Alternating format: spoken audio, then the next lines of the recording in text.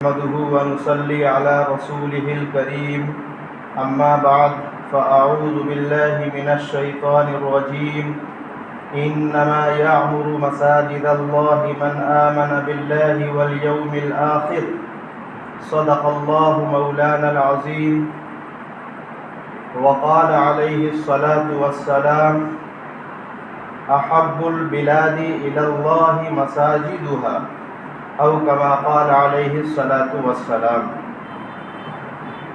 میرے محترم بزرگوں، عزیز ساتھیوں، یہ مساجد اللہ تعالیٰ کے گھر ہیں۔ پچھلے ہفتے بیان کیا گیا تھا کہ مساجد کی عظمت ہر مسلمان کے دل میں ہوتی ہے اور ہونی ہی چاہیے، کیونکہ یہ مساجد فرشتوں کو ایک چراغ کی طرح چمکتے ہیں۔ جیسے ہمیں ستارے نظر آتے ہیں آسمانوں پر، اللہ تعالیٰ نے ستاروں کو زینت کے لیے بنایا ہے اور یہ ہر انسان دیکھتا ہے۔ اللہ تعالیٰ قرآن میں کہتا ہے کہ میں نے ستاروں کو ایک زینت کے لیے بنایا ہے، وَزَيَّنَّاهَا لِلنَّاظِرِينَ۔ اسی طریقے سے یہ جو مساجد ہیں یہ فرشتوں کو ایسے نظر آتی ہیں جیسے کہ چراغ ہیں، اور جس مسجد میں لوگ مسجد کو آباد کرنے والے ہوتے ہیں، مسجد کو صاف کرنے والے ہوتے ہیں، مسجد کی عظمت اور عزت کرنے والے ہوتے ہیں، حدیث شریف میں آتا ہے کہ ان کے گھر بھی عزت میں اور ان کے گھروں میں بھی عزت رہتی ہے۔ وہ مسجد دعا دیتی ہے کہ اے اللہ کے بندے، جیسے تو نے مجھے عزت بخشی، اللہ تجھے بھی عزت بخشے، اور جیسے تو نے میرا ادب و احترام کیا، اللہ تیرا بھی ادب و احترام کرائے۔ یہ مسجد دعا دیتی ہے۔ اور اگر بستی والوں نے مسجد کو ویران کر دیا تو یہ مسجد جیسے دعا دیتی ہے بددعا بھی دیتی ہے۔ اس لیے آپ دیکھیں گے ایسے علاقوں میں جہاں مسجدیں ویران پڑی ہیں، بعض مسجدیں ایسی ہیں کہ ایک بھی مسلمان کا گھر وہاں نہیں ہے۔ تو مسجدوں کو آباد ہمیں کرنا ہے۔ اس لیے مسجد کی عظمت، مسجد کا ادب و احترام یہ فرض ہے۔ حضرت عمر رضی اللہ تعالیٰ عنہ کے دور میں زبردست خلیفہ گزرے حضرت عمر رضی اللہ تعالیٰ عنہ، بہت طاقتور، اتنے طاقتور کہ انسان تو انسان، شیطان بھی ڈرا کرتا تھا۔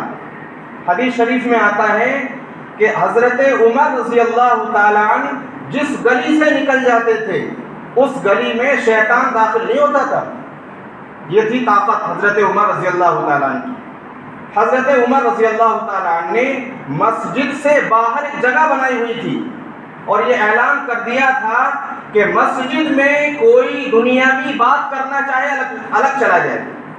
یہ ہے مسجد کی عظمت۔ آج مسجدوں میں ہی فون کیا جا رہا ہے، آج مسجدوں میں جھگڑے ہو رہے ہیں، کیا کیا نہیں مسجدوں میں ہو رہا ہے۔ اس لیے آج ہمارے گھروں میں، ہماری بستیوں میں بے برکتی ہے۔ مسجد کی بے حرمتی ہوگی، ہماری بستیوں کی، ہمارے گھروں کی یقیناً بے حرمتی ہوگی۔ ایک حدیث شریف میں آتا ہے حضرت عمر رضی اللہ تعالیٰ عنہ مسجد میں آئے تو ایک صحابی مسجد میں اکثر رہا کرتے تھے، وہ سو رہے تھے۔ حضرت عمر رضی اللہ تعالیٰ عنہ نے کنکری لے کر ماری، وہ اٹھ گئے، ان کو بلایا اور بلا کر پوچھا یہ کون لوگ ہیں دو جو یہ زور زور سے مسجد میں بات کر رہے ہیں؟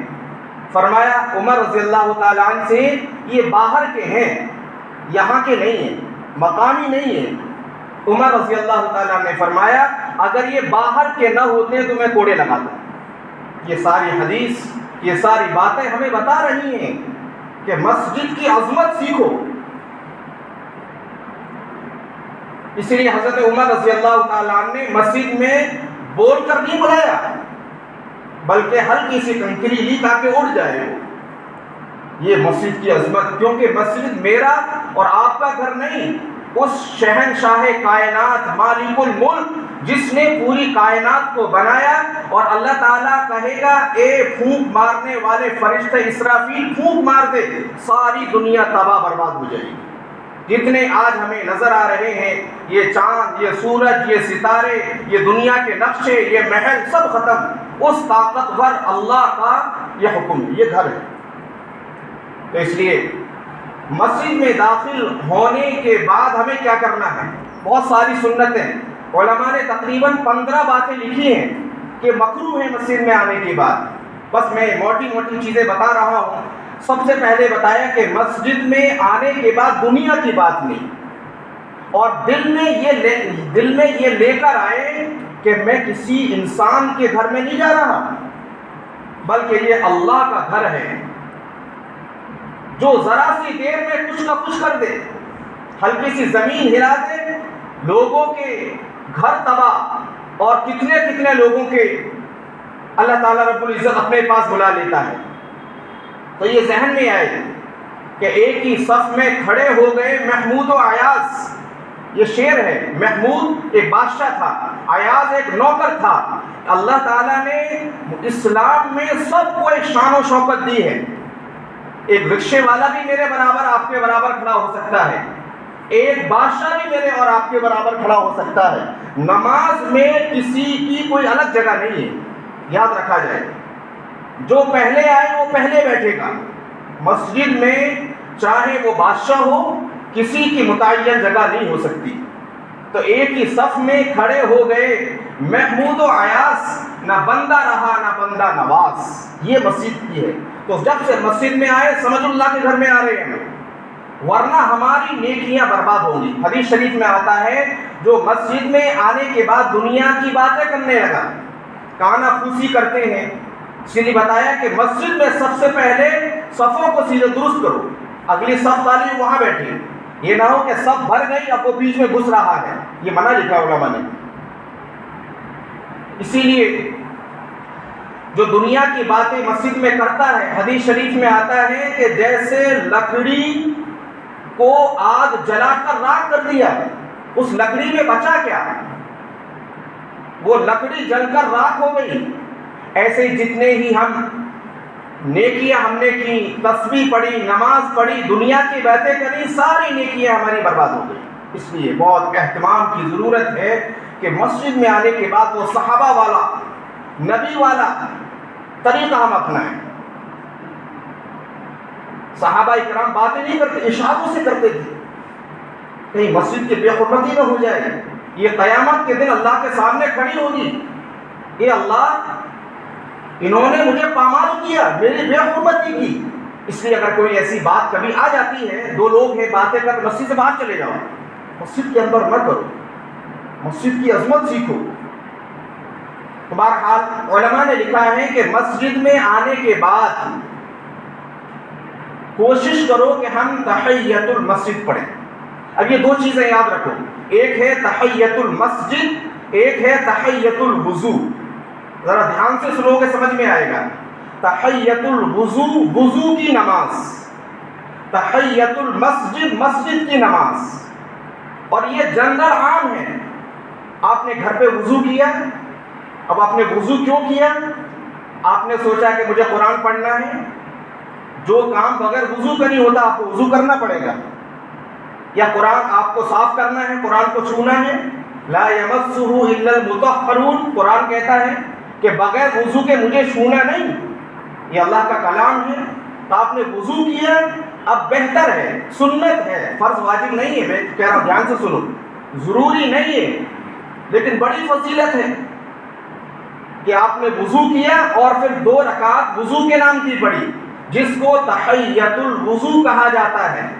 اللہ کے نبی، واقعہ یاد آیا، اللہ کے پیارے رسول جناب محمد رسول اللہ صلی اللہ علیہ وسلم جب معراج پر گئے تو معراج میں بہت سارے واقعات ہوئے، کسی کے ہونٹ قطرے جا رہے ہیں، کسی کا سر پھوڑا جا رہا ہے گناہوں کی وجہ سے، وہاں سارے عذاب ہو رہے ہیں، لیکن جب جنت میں گئے اللہ کے پیارے رسول جناب محمد رسول اللہ صلی اللہ علیہ وسلم نے دیکھا کہ حضرت بلال رضی اللہ تعالی عنہ کے چلنے کی آواز آ رہی ہے، اور آگے آگے سمجھ گئے اللہ کے نبی کہ بلال چل تو رہا ہے دنیا میں، کہاں گئی وہ سائنس؟ یہ سائنس ہی تو ہے جو آج مشینوں میں دکھا رہے ہیں۔ میرے اور آپ کے نبی پاک صلی اللہ علیہ وسلم کو اللہ نے پہلے ہی سائنس دکھا دی، ساری چیزیں بتا دی۔ آج ہم پیچھے ہیں، ہمارا قرآن حدیث ہمیں بتا رہا تم آگے بڑھو، تم سائنس قرآن سے سیکھو، سائنس حدیث سے سیکھو، لیکن ہمارے غیر ایمان والے لوگ قرآن کو پڑھ کر وہ سائنس لا رہے ہیں اور ہمیں دکھا رہے ہیں، کیونکہ ہماری چیز ہمارے سامنے لا رہے ہو۔ ہمیں پتہ نہیں ہے، ہم سے زیادہ قرآن کو آج غیر کوشش کر رہا ہے پڑھنے کی، ترجمے کے ساتھ۔ ہم بغیر ترجمے کے پڑھ رہے ہیں، ہم نے انگلش ٹرانسلیشن کے ساتھ پڑھا ساری چیزیں، لیکن قرآن کو افسوس ہم نے ترجمے کے ساتھ نہیں پڑھا۔ کیوں نہیں پڑھتے ہم؟ جس نے ہمیں پیدا کیا وہ ہم سے کیا کہنا چاہ رہا ہے وہ تو سنو۔ اللہ کے نبی جناب محمد رسول اللہ صلی اللہ علیہ وسلم کے سامنے حضرت بلال کے چلنے کی آواز آ رہی ہے دنیا کی۔ جب تشریف لائے پوچھا بلال ادھر آؤ، کیا تمہارا عمل ہے؟ میں نے جنت میں تمہارے پیروں کے چلنے کی آواز سنی، اور میرے آگے آگے جو غلام تھے وہ نبی کا غلام آگے بھی ہوتے ہیں پیچھے بھی ہوتے ہیں، جیسے بادشاہ آدمی ہے، آگے بھی چل رہے ہیں اس کے غلام، پیچھے بھی چل رہے ہیں، بلال آگے آگے ہے۔ کہا اللہ کے نبی میرا کوئی ایسا عمل تو نہیں ہے، لیکن ایک عمل ہے، جب بھی وضو کرتا ہوں 2 رکعت نماز پڑھ لیتا ہوں۔ اتنا مقبول ہو گئی بلال کہ جنت میں چلنے کی آواز آ رہی ہے۔ تو یہ 2 یہ وضو کی ہیں، ایک ہے تحیۃ المسجد، یہ مالک الملک کا گھر ہے۔ فرمایا اللہ کے پیارے رسول جناب محمد رسول اللہ صلی اللہ علیہ وسلم نے یہ مساجد اللہ کے گھر ہیں، کھیلنے کی جگہ نہیں ہے۔ جامع مسجد جا رہے ہیں ہم، دلی کی جامع مسجد گھومنے جا رہے ہیں، کیا تم نے وہاں وضو کر کے 2 رکعت مسجد کے نام کی پڑھی؟ یہ مسجد کی بے حرمتی ہے۔ اس لیے فرمایا اللہ کے نبی صلی اللہ علیہ وسلم نے کوئی بھی مسجد میں آئے اس کو چاہیے کہ وہ 2 رکعت مسجد کے نام کی پڑھے، جس کو تحیۃ المسجد کہا جاتا ہے۔ چاہے وہ ویران مسجد ہے، ہم جا رہے ہیں دیکھنے کے لیے، آپ وضو کرو پہلے، یہ اللہ کا گھر ہے، تمہارے نامہ اعمال میں یہ لکھا جائے گا کہ اللہ کے گھر میں ویسے ہی داخل ہو گئے۔ کبھی مسجد میں جاؤ تو جھاڑو سے مسجد کی صفائی کیا کرو۔ حدیث شریف میں آتا ہے کہ جو کوڑا جو بدن مسجد کی گندگی سے ہمارے لگے گی گندگی، وہ بدن جہنم میں ہی جائے گا، وہ حصہ جہنم کا مستحق نہیں ہوگا۔ آج ہم بھاگتے مسجد سے نہیں، کبھی کبھی پوری مسجد کو دھویا کرو، سب کے لیے ہے، سب مل کر، یہ اللہ کا گھر ہے۔ تو فرمایا کہ تحیۃ المسجد پڑھا کرو۔ تو یہ 2 نمازیں ہیں، اس لیے حدیث شریف میں آیا کہ جب مسجد میں ہم آنے کے بعد اب ہمیں تحیۃ المسجد پڑھنی ہے، لیکن سنتیں بھی پڑھنی ہیں۔ تو فرمایا کہ سنتوں میں تحیۃ المسجد اور تحیۃ الوضو دونوں کی نیت کر لو۔ کتنا آسان کر دیا، ہم نے مسجد میں وضو کیا، لیکن وضو کے تحیۃ الوضو، وضو والی نماز کے لیے یہ ہے کہ وضو کرنے کے بعد جب تک ہمارے وضو کے حصوں پر تری رہے گی، ہم نے پہنچا لیکن ہلکا سا تر ہے، تب تک پڑھ سکتے ہیں، اگر سوکھ گیا اب نہیں پڑھ سکتے، اب اس کا حکم ختم۔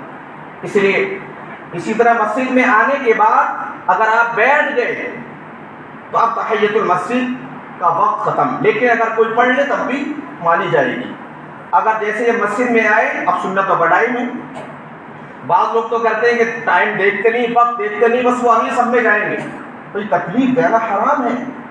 آپ نے دیکھا ہوگا خانہ کعبہ کے کونے پر ایک پتھر ہے، اس کو چومنے سے گناہ چوس لیتا ہے، لیکن میرے اور آپ کے نبی جناب محمد رسول اللہ صلی اللہ علیہ وسلم نے فرمایا اگر بھیڑ ہو تو چیڑ پھاڑ کر کے نہ جاؤ، بس دور سے ہی کر لو، یوں استلام کر لو، دور سے ہی چوم لو، اللہ اسی کے برابر آپ کو ثواب دے گا۔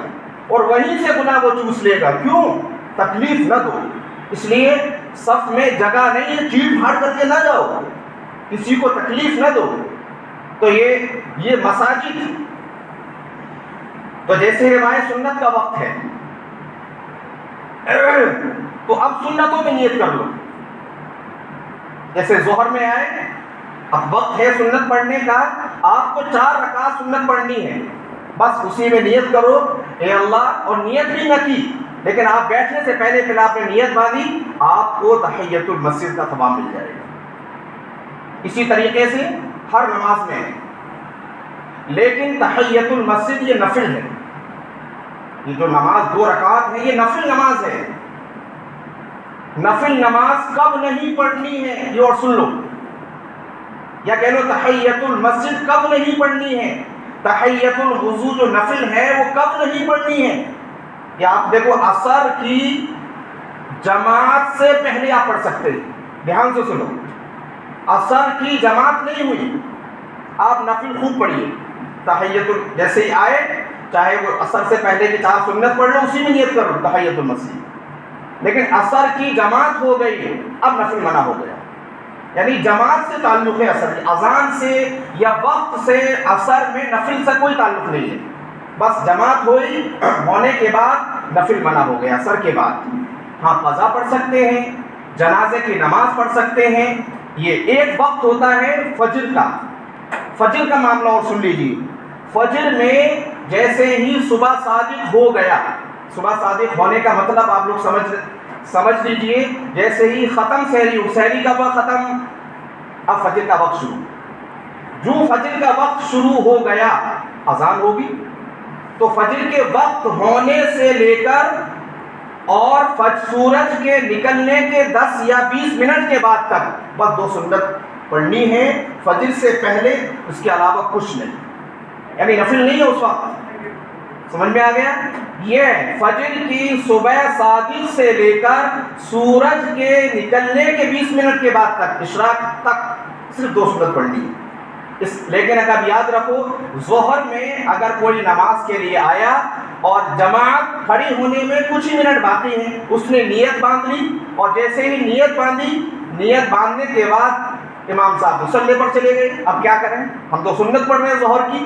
اس میں فرمایا کہ دیکھو اگر 2 رکعت ہم نے پوری کر لی ہیں، بس 2 پہ ہی سلام پھیر دو، جماعت کو شریک ہو جاؤ. اور اگر تیسری رکعت ہم نے شروع کر دی، امام صاحب ظہر میں کھڑے ہو گئے، تو پھر اب 4 رکعت پوری کر لیجیے. 1 آدھ رکعت چھوڑ کے اس کو بعد میں ادا کریے.